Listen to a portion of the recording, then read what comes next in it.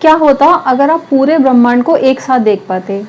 हर सितारा, हर ग्रह, हर प्राणी, हर जो भी चीज़ जो आप अभी अलग अलग देख रहे हैं, अगर एक साथ देख पाते तो आपको कैसा लगता? इसी तरह के विश्व रूप दर्शन श्री कृष्ण ने अर्जुन को कराए हैं। तो आइए आगे जानते हैं।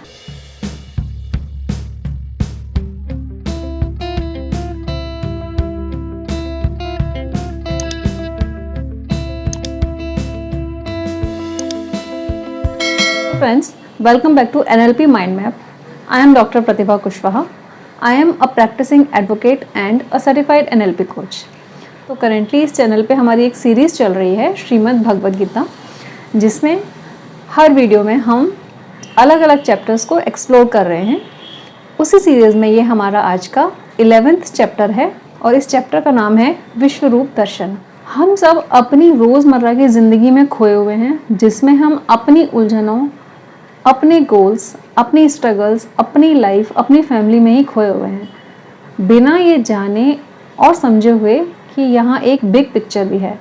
तो इस चैप्टर में भगवान श्री कृष्ण के विश्व रूप दर्शन की बात की गई है और समझाया गया है कि कैसे हम अगर एक बिग पिक्चर को देखना शुरू कर दें तो जो हमारी लाइफ की प्रॉब्लम्स हैं वो हमें नज़र भी नहीं आएंगी। तो ये कैसे होगा, कैसे हम इस पिक्चर को देख सकते हैं, उसी के बारे में आज हम डिस्कस कर रहे हैं। चैप्टर 11 में भगवान श्री कृष्ण अर्जुन को एक दिव्य दृष्टि देते हैं, जिससे वो भगवान कृष्ण को एक यूनिवर्सल फॉर्म में देख पाते हैं। वहाँ वो देख रहे हैं कि सभी कुछ जो है, जितने भी प्राणी हैं, कुरुक्षेत्र का युद्ध, पूरी धरती, पूरा ब्रह्मांड, सब कुछ श्री कृष्ण के अंदर ही है। सारे पेड़ पौधे, एनिमल्स, सब कुछ अंदर ही है। और तो और वो ये भी देख पाते हैं वहीं पे सभी प्राणियों का बर्थ, डेवलपमेंट, डिस्ट्रक्शन और डेथ हो रही है और फिर से रीबर्थ भी हो रहा है। यही सब देख के अर्जुन फियरफुल हो जाते हैं और वो भय से कांपने लगते हैं। तो यही तो हम सबकी स्थिति है। हम बिग पिक्चर देखना ही नहीं चाहते क्योंकि हमें फियर ऑफ अननोन है, फियर ऑफ अनएक्सपेक्टेड फ्यूचर है, और जो हमारे पास है उसे हम छोड़ने से भी डरते हैं क्योंकि पता नहीं ना आगे क्या होगा, नेक्स्ट मोमेंट में क्या होगा।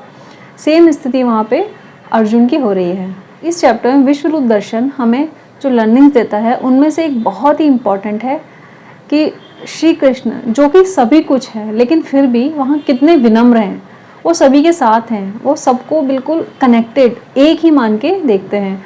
तो वही शिक्षा हमें दी गई है और ये समझना चाहिए कि सब कुछ कनेक्टेड है और यहाँ पे या किसी भी जगह, और जब हम कोई भी एक छोटा सा एक्ट करते हैं तो उसका इम्पैक्ट दूसरी जगह ज़रूर पड़ता है, चाहे वो एक्ट पॉजिटिव हो या नेगेटिव हो। तो श्री कृष्ण हम सबको ये शिक्षा दे रहे हैं कि हमें ह्यूमिलिटी और ग्रेटिट्यूड के साथ अपनी लाइफ स्पेंड करनी चाहिए, क्योंकि जो भी हमारे पास है अगर देखा जाए तो वो बहुत कम है।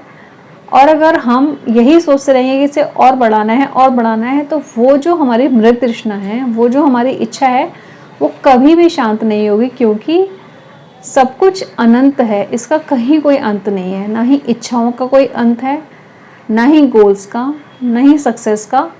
ये सिर्फ एक के बाद दूसरा, दूसरे के बाद तीसरा, हमें एक सीढ़ी के जैसे है जो कि हम सिर्फ चढ़ते जाएंगे और एक दिन थक जाएंगे, लेकिन अंत इसका नहीं होगा। और जब हम इस बात को अच्छे से समझ जाएंगे कि सब कुछ एक ही है, यानी वननेस की जब फीलिंग हमारे अंदर आ जाएगी, तो हम ज़्यादा एनर्जी के साथ जी पाएंगे। एनर्जी का मतलब है यहाँ पे हम ज़्यादा करुणा रख पाएंगे, ज़्यादा एम्पैथेटिक हो पाएंगे। स्वरूप दर्शन वाले चैप्टर का एक दूसरा बहुत इम्पॉर्टेंट लर्निंग ये है, ये हमें बताता है इम्परमानेंस ऑफ लाइफ। मतलब लाइफ जो है वो इम्परमानेंट है और हमेशा चेंज हो रही है। इस तरह से अर्जुन ने विश्व रूप दर्शन में देखा कि सारे प्राणी वहाँ पे जन्म ले रहे हैं, डेवलप हो रहे हैं, फिर उनका डिस्ट्रक्शन हो रहा है, डेथ हो रही है, सभी कुछ हो रहा है, मतलब सब कुछ चेंज हो रहा है। जिस तरह से हम देखते हैं एक छोटा सा बीज है तो वो धीरे धीरे पौधा बनता है, फिर पेड़ बनता है और एक दिन जाके वो ख़त्म हो जाता है और इसी मिट्टी में मिल जाता है। उसी तरह हमारी लाइफ भी है।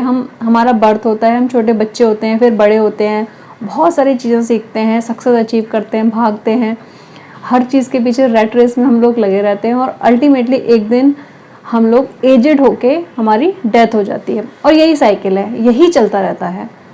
तो यहाँ पे इम्परमानेंस की बात की गई है, मतलब कुछ भी परमानेंट नहीं है, ना ही बर्थ परमानेंट है, ना ही डेथ परमानेंट है। तो ये लर्निंग हमें यहाँ से मिलती है। तो जो है जब तक है उसे अच्छे से एम्ब्रेस करें और अपनी लाइफ को हैप्पीली लीड करें फुलफिलमेंट के साथ। इसी चैप्टर में अर्जुन को ये भी एहसास होता है कि जो समय है वो सब कुछ खा रहा है, मतलब जैसे जैसे टाइम पास हो रहा है हर चीज़ उसके साथ गुजरती जा रही है, बीतती जा रही है, मतलब ख़त्म होती जा रही है। तो यहाँ पे वो डर जाते हैं। तो जो श्री कृष्ण हैं वो उन्हें एक मुस्कुराहट के साथ एश्योरेंस देते हैं कि यही सच है, यही लाइफ साइकिल है और इससे डरने की ज़रूरत नहीं है, इसे सिर्फ एक्सेप्ट करना है, मतलब एक्सेप्टेंस। तो हमारे लिए भी यहाँ पे यही लर्निंग है कि हमें चीज़ों को एक्सेप्ट करना चाहिए, हमें ये समझना चाहिए कि ये सब कुछ एक डिवाइन प्लान का ही हिस्सा है। तो जो हो रहा है उस प्लान के हिसाब से ठीक ही हो रहा है। जो मेरी थोड़ी सी लर्निंग थी वो मैंने इस वीडियो में शेयर की।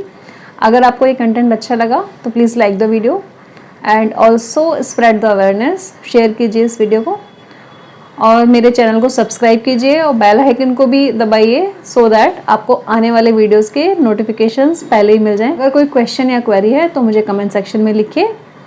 तो आज की वीडियो में सिर्फ इतना ही, मिलती हूँ नेक्स्ट वीडियो में। Bye bye.